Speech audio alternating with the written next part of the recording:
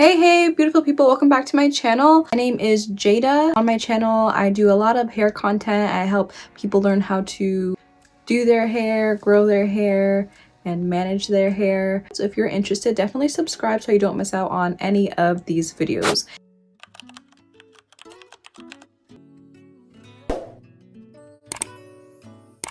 In this specific video today, I am going to be talking to you how you can make your wash and goes last. A lot of people don't like to do wash and goes because they tend to be high maintenance and they can dry out and they probably won't last you for the end of the week if you don't do it properly. So I'm going to give you some tips and tricks on how to potentially make your wash and go last 2, maybe even 3 weeks. So first of all, wash your hair. You have to wash your hair properly. I'm not saying you have to clarify your hair or completely strip your hair every single wash day, but you do have to make sure that it's cleansed properly. You have to cleanse out all of the old products, the old gels, the creams, the oils. Get all of that out of your hair so you're actually starting on a fresh new canvas so you can reapply those new products and actually moisturize and hydrate your hair. If you're not properly cleansing, you're not going to be able to properly rehydrate and re-moisturize and redefine your hair because you just have a bunch of buildup. So definitely tip number 1 is to cleanse your hair properly. Tip number 2 would be to condition your hair. Curly hair tends to be extremely dry. If you're skipping your deep conditioning sessions, it's gonna show. We can see, we can tell. Your hair is gonna look very lifeless and dry. So definitely do your deep conditioning masks. Buy them at the store. You can even make it yourself in your kitchen using your own fruits and vegetables like avocado, banana, coconut oil, olive oil. All of those, you can make wonderful masks out of those. So make sure you are deep conditioning your hair and giving your hair the nutrients that it actually needs. The next step would be to actually learn your hair. It can take you years and years to figure out what your hair actually likes, and that's perfectly fine. You need to figure out your hair texture, your hair density, your porosity, all of that you need to know. How often you should be washing your hair. Everybody is different. If you're more active, you may have to wash your hair more frequently. If you have thinner hair, your hair maybe get more oily quicker. So really just figuring out your hair, not only the hair type, but once again, the density of your hair, the length of your hair, how oily your hair gets, how often you need to wash your hair. Just really figure out what your hair needs. And once you figure that out, this moves me on to my next topic, is using the right products. Once you figure out your hair type and how your hair works and what it needs, then you can figure out the products that it needs to fit all of your problems with your hair. You can match it up with the products. So find the right products for your hair texture. You need to make sure that, say you have type 4C here, you need to make sure that that product is thick enough to hold in that moisture. You shouldn't be using, thin products that's actually meant for people with waves if you have really tight, coarse curls. So finding the right products for your hair. Same thing with like gels. You shouldn't be using thin gels if you have thick hair. You need something that's really nice and thick. And while we're on the topic of products, you need to make sure that your products blend well together. It is best to use the same line of products because they're actually formulated to work together.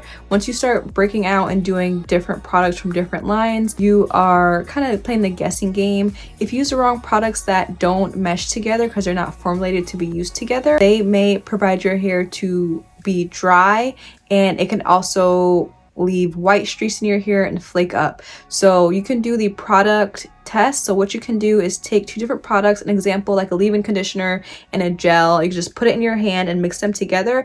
If it starts to clump up together, that means that they're not formulated to be used together. If you end up putting that in your hair is going to flake up and it's going to look like you are a snowman and just there's snowflakes falling from your head, and it's not going to be cute.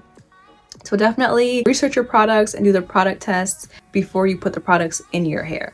While we're on the topic of products, if you want your wash and go to last, you're gonna need a gel. I have done wash and goes using only one product, a cream-based product. I like to do that with the Shea Moisture Curl Enhancing Smoothie. It's very moisturizing and defining. However, that doesn't mean it's gonna last me, you know, for weeks and weeks at a time. If I really want my wash and go to last me for an extended period of time, I will layer it with a gel. Once again, the gel has to be nice and thick, just like my hair, in order for it to properly hold my hair. So you would use something moisturizing like a curl cream, or maybe even a leave-in conditioner, even a butter, and then you're gonna put heavy-handed layer of gel over that.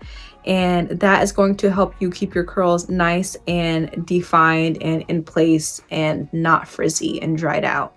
So you really need a gel if you want your wash and go to last. Me, myself, personally, I am on the hunt for the perfect gel. So when you are using your gel, make sure you get your roots. Like, actually apply the gel heavy-handed up here all the way down to the bottom so that your hair doesn't get poofy on the top right here and defined at the bottom. So make sure you are getting your roots, okay?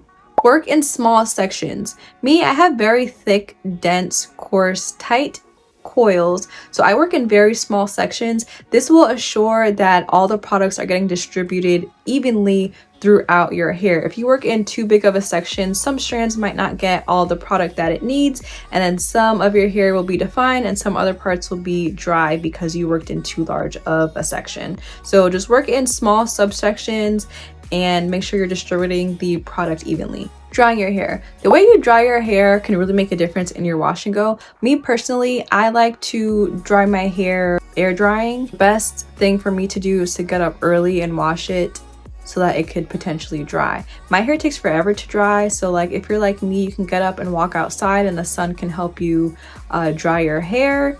Other than that, a blow dryer. When you're blow drying your hair or even using a diffuser, you're actually manipulating your hair, and I've tried both. I don't really like to diffuse because I feel like it shrinks my hair up so much compared to an air dry. And then I actually took the diffuser off yesterday and I tried to do it that way. And you know what it did? It completely dried up all of the product at my roots. So I would not use a blow dryer. Like, it's going to blow out your curls and it's going to suck up all of that product out of your hair. So I would highly recommend doing a air dry. I think that makes your curls look so much better. The shrinkage isn't as bad as you would if you were to use a blow dryer, and it doesn't dry out your hair as you would if you were to use a blow dryer. If you do have to use a blow dryer, my recommendation is to do it on the first 25% of your hair drying. So like if you just got it done styling your hair, I would only blow dry it for the first 25%. Once it's 25% dry, let it air dry. Or you can do it vice versa. Once your hair is 75% dry, then you may possibly go ahead and dry it for the last 25%. But once again, I don't recommend it. I haven't dried my hair under a hooded dryer, but I feel like the heat would distribute a lot better in a hooded dryer than it would with a blow dryer. So you can try it. I've never tried it before, but that's another thing that people may do. If you learn anything from this video, take this with you. Do not touch your hair once it is dry. Leave it alone, not even once it's 100% dry. Once it starts to dry, once you are done adding in your products, don't touch it. Just leave it alone. Your hair is done. You don't need to do anything else to it. Don't touch it. You're just gonna end up, your hands are dirty. You're gonna be manipulating your hair, like you're gonna be touching it. You're gonna be messing up the curls. You just don't need to touch your hair. You're gonna make it frizzy. You're gonna make it dirty. You're gonna ruin the curls. Just don't touch it. Legitimately, just leave it alone and let it do its thing. Going to sleep. When you go to sleep, make sure you are covering your hair to make it last. A good thing that they make now are those big, huge bonnets, so you can fit your whole afro in there. If you want to avoid shrinkage or messing up your curls, it's best to pineapple. I like to flip my hair over and get a silk scrunchie and pineapple it, and you can put the bonnet over it, or you can put a headscarf over it, or whatever you prefer. If you do like to do the banding method, you should use silk or satin hair ties because they don't add those little crinkly marks in your hair and they don't mess up your curls as much. So make sure you are covering your hair properly and your wash and go will last you. So those are all the tips I have to make your wash and go last. If you enjoyed it, give me a thumbs up. If you want to see more videos of me like this, subscribe and hit the notification bell so you don't miss a beat, and I'll see you in the next one.